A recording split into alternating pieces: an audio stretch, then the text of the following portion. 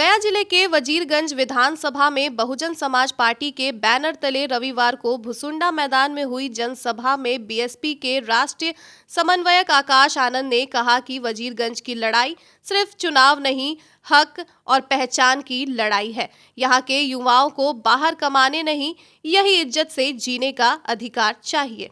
सभा में बसपा प्रत्याशी चितरंजन कुमार उर्फ चिंटू भैया ने कहा कि वजीरगंज के लोग वर्षों से विकास, नौकरी और बुनियादी सुविधाओं से वंचित रहे हैं। यहाँ के बच्चे बाहर पढ़ते हैं, यहाँ के नौजवान बाहर मजदूरी करते हैं और गांव के बुजुर्ग अस्पताल और सड़क के इंतजार में बूढ़े होते जा रहे हैं। 11 नवंबर का मतदान सिर्फ विधायक चुनने का नहीं, वजीरगंज का भविष्य तय करने का दिन है। सभा के दौरान वक्ताओं ने यह भी कहा कि पिछले कई सालों में वजीरगंज को योजनाओं के वादे ज्यादा और जमीन पर काम कम मिला है। प्रवासी मजदूरों के मुद्दे को लेकर विशेष चर्चा हुई।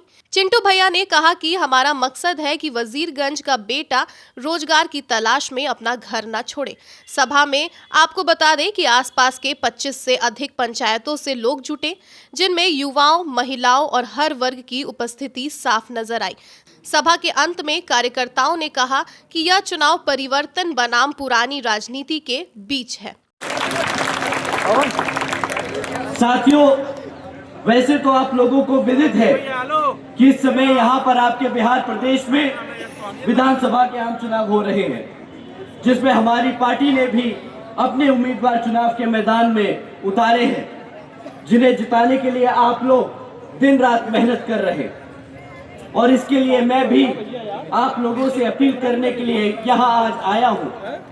और इस संबंध में कुछ जरूरी बातें आप लोगों के बीच में रखने से पहले मैं हमारे देश में समय समय पर जन्मे दलित, आदिवासी एवं अन्य पिछड़े वर्गों में जन्मे हमारे महान संतों, गुरुओं व महापुरुषों में भी खासकर महात्मा ज्योतिबा फूले, छत्रपति शाहू जी महाराज, श्री नारायण गुरु, बाबा साहब डॉक्टर भीमराव अंबेडकर जी एवं मान्यवर साहब श्री काशीराम जी को पूरे दिल से नमन व अपनी श्रद्धा अर्पित करता हूं।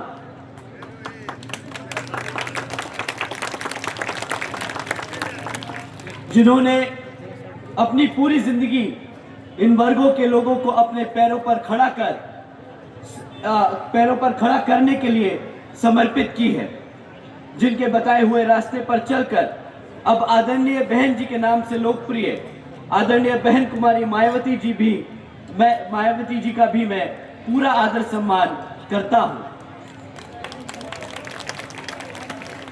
जिन्होंने अनेकों कष्ट झेलकर अपनी पूरी जिंदगी इनके अधूरे रहे कारवां को मंजिल तक पहुंचाने के लिए समर्पित की है, जिनके मार्गदर्शन एवं दिशा निर्देशन में मैं अब यहाँ बिहार प्रदेश में हो रहे विधानसभा आम चुनाव के संबंध में ये कहना चाहूँगा कि हमारी पार्टी यहाँ विधानसभा आम चुनाव अकेले अपने बलबूते पर लड़ रही है, जिसमें आप लोगों को अपनी पार्टी को बेहतर रिजल्ट लाकर जरूर जिताना है।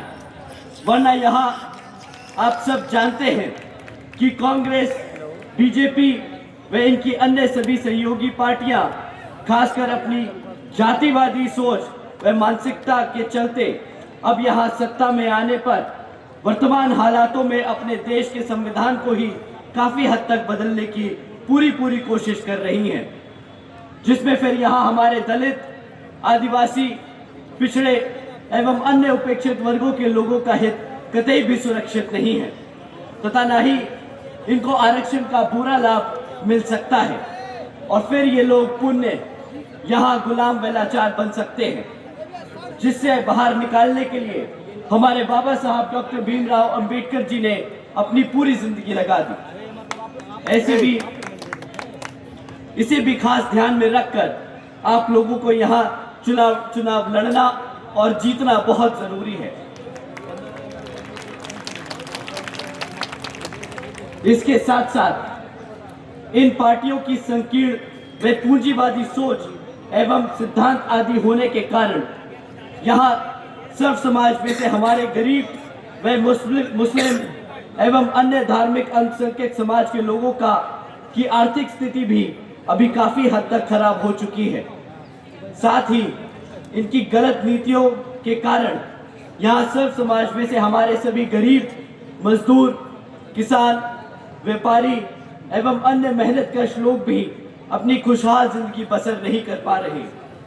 देश में पिछले कुछ वर्षों से गरीबी, बेरोजगारी व महंगाई आदि भी काफी हद तक बढ़ चुकी है, जिससे आम जनता काफी परेशान है। जबकि देश में बीएसपी एक ऐसी मात्र पार्टी है जो सत्ता में आकर इन सब मामलों में इनको बेहतर व खुशहाल जिंदगी दे सकती है। और इसका जीता जागता उदाहरण उत्तर प्रदेश में बीएसपी की राष्ट्रीय अध्यक्ष आदरणीय बहन कुमारी मायावती जी के नेतृत्व में 4 बार सर्वजन हिताय व सर्वजन सुखाय की नीति पर आधारित उनकी सरकार रही। लेकिन इसके लिए आप सबको समझना होगा, इसके लिए बीएसपी ने पहले यहाँ सर्व समाज के लोगों को जागरूक करके उन्हें पार्टी के हर स्तर पर तैयार किया और तब फिर बीएसपी की सरकार बन पाई। यहाँ ये आप सबको जानना और समझना बहुत जरूरी है। और बीएसपी की सरकार बनने पर तब फिर हमारी पार्टी ने हर मामले व स्तर पर यहाँ वर्षों से उपेक्षित रहे, खासकर हमारे दलित एवं अन्य उपेक्षित कमजोर वर्गों के लोगों को का हित व कल्याण में कई ऐतिहासिक कार्य करके दिखाए हैं।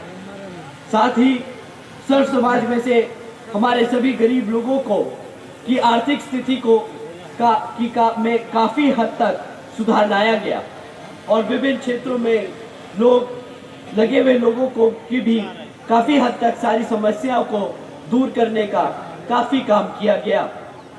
इतना ही नहीं बल्कि अपने संतों, गुरुओं व महापुरुषों आदि को भी विभिन्न स्तर पर पूरा आदर सम्मान देने का काम किया, जिनकी यहाँ जातिवादी सरकारों के चलते काफी उपेक्षा की गई है। साथ ही यूपी में हमारी पार्टी की रही सरकार ने बेहतरीन कानून व्यवस्था दी, जो यहाँ जैसा कि आप लोग जानते हैं कि 4 बार की सरकार में एक बार भी कभी भी हिंदू मुसलमान दंगे नहीं होने दिए, जिसको लोग आज भी यहाँ पर याद करते हैं। इसीलिए इन सब बातों को ध्यान में रखकर अब आप लोगों को भी अपने हित व कल्याण में यहाँ बिहार प्रदेश में हो रहे विधानसभा आम चुनाव में अपनी पार्टी बीएसपी को ही हर स्तर पर कामयाब बनाना बहुत जरूरी है, जिसके लिए आप लोगों को वोट पड़ने व वोट की गिनती होने तक भी विरोधी पार्टियों की सभी साम दाम दंड भेद आदि हथकंडों से जरूर सावधान रहना होगा। अर्थात अब आप लोगों को यहाँ पर कांग्रेस, बीजेपी व इनकी सभी सहयोगी पार्टियों को सत्ता से आने में जरूर रोकना होगा, जिनकी सरकारों को आप लोग यहाँ पर कई वर्षों से आजमा चुके हैं और अब आप लोगों को उनको और आजमाने की जरूरत नहीं। ऐसे में अब आप लोगों को यहाँ अपनी पार्टी बीएसपी को ही कामयाब बनाना बहुत जरूरी हो चुका है।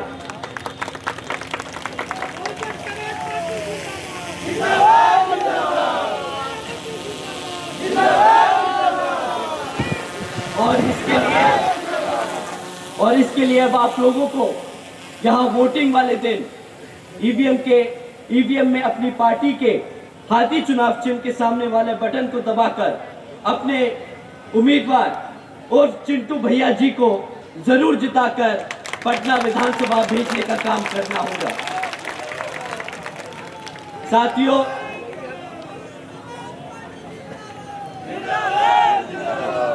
तथा अपनी पार्टी को सत्ता में लाकर हर संभव पूरा प्रयास करना होगा, तभी फिर यहाँ परम पूज्य बाबा साहब डॉक्टर भीमराव अंबेडकर जी एवं मान्यवर साहब श्री काशीराम आजी जी का पूरा अधूरा सपना जरूर पूरा हो सकता है।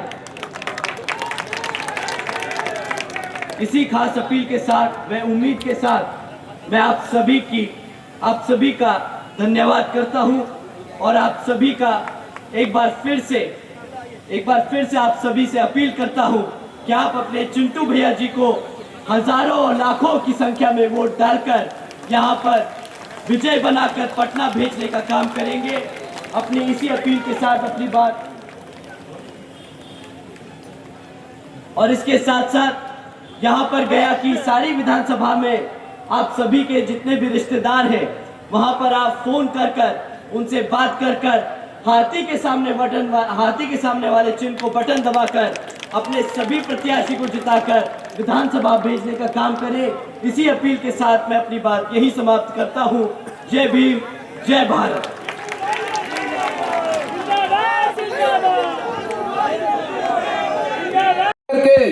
माननीय आकाश आनंद जी का स्वागत आप 11 तारीख को करेंगे ना जी।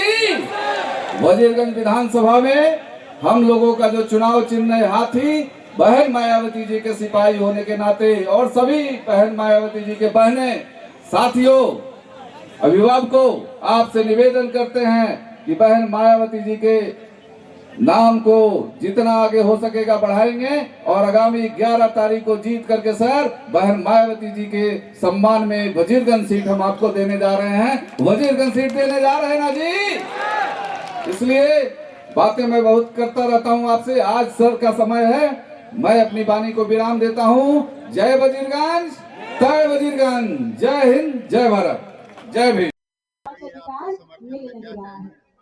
हम आंदोलन वजीरगंज विधानसभा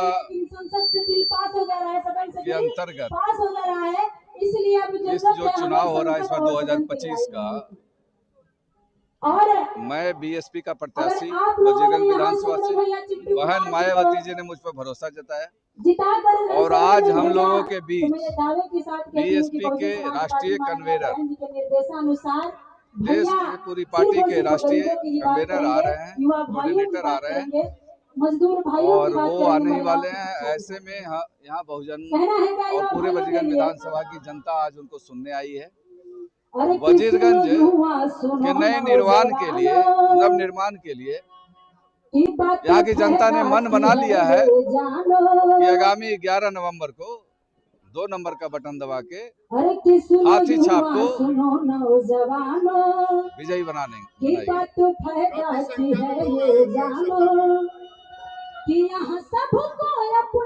वजीरगंज विधानसभा में जो लोग आए हैं वो चाहते हैं बदलाव, इसलिए संख्या तो रहेगी और ये संख्या बताती है कि जो यहाँ पे पहले से रह चुके हैं माननीय, उनको परमानेंट रिटायर करने का समय आ गया। पार्टी के शीर्ष नेतृत्व में तो रिटायर किया नहीं, अब वजीरगंज की महान जनता ही उनको रिटायर करेगी। और युवाओं ने इस बार ठाना है कि हम किसी ऐसे आदमी को मत न करें जो अब अंतिम अवस्था में हो। एक को कफन चाहिए और एक को कंधा। अब नहीं चलेगा वजीरगंज विधानसभा में इन दोनों का गोरख धंधा। हाथी का किसी से कोई मुकाबला ही नहीं है, क्या मुकाबला हो सकता है। कमल तो पहले ही झुक चुका है भाई, और बुजुर्ग साहब जो वरिष्ठ हैं उनका हाथ तो ऐसे ही, मैंने बताया ना, उनको कंधा देके चलाना पड़ रहा है, कहीं मोटरसाइकिल से चल रहे हैं और परिवारवाद के नायक बन गए हैं। जवान बेटे को पीछे कर दिया, खुद आ गए, तो क्या बताता है। अगर वो उसको पार्टी ने टिकट नहीं दिया, वो या उस लायक नहीं थे, तो किसी और को मौका देना चाहिए था। ऐसा क्या है कि 35 साल रह करके भी वो वही विकास कर सकते हैं, दूसरा नहीं कर सकता, ऐसा तो है नहीं। इसलिए मैसेज बढ़िया नहीं गया है। 80 साल के बुजुर्ग को युवा वोट क्यों करेगा। मेरा सवाल है यहाँ के वजीरगंज विधानसभा की तमाम युवाओं से कि आखिर क्यों मत देंगे आप उनको, क्या ऐसा कर लेंगे जो 35 साल में नहीं किए। तो इसलिए मुझे नहीं लगता कि कोई टक्कर हाथी से हाथ का है। हाथी तो भारी होता ही है, भारी पड़ गया है, वो तो आप पता कर सकते हैं। वजीरगंज जनता से आप मिलते हैं, रूबरू होते हैं, आप उनको देखेंगे। और ये जो भीड़ है, कल जो आपने वजीरगंज विधानसभा में सड़कों पे सुनामी देखी, इतिहास में कभी अभी विधानसभा का इतना चुनाव हो रहा है गया जिले में कहीं भी आपने नहीं देखी होगी। युवाओं ने यहाँ डिसीजन ले लिया है, उनके मन में एक पीड़ा है कि आखिर ये अभी कब तक चलता रहेगा, युवा को कब मौका मिलेगा। अभी युवा का ये सामंतवाद के प्रतीक बन गए हैं। दोनों मिल करके वजीरगंज की महान जनता का खून चूसने में लगे हुए हैं। इसलिए इस बार वजीरगंज की जनता इनको बढ़िया वैक्सीन दे करके परमानेंट इनका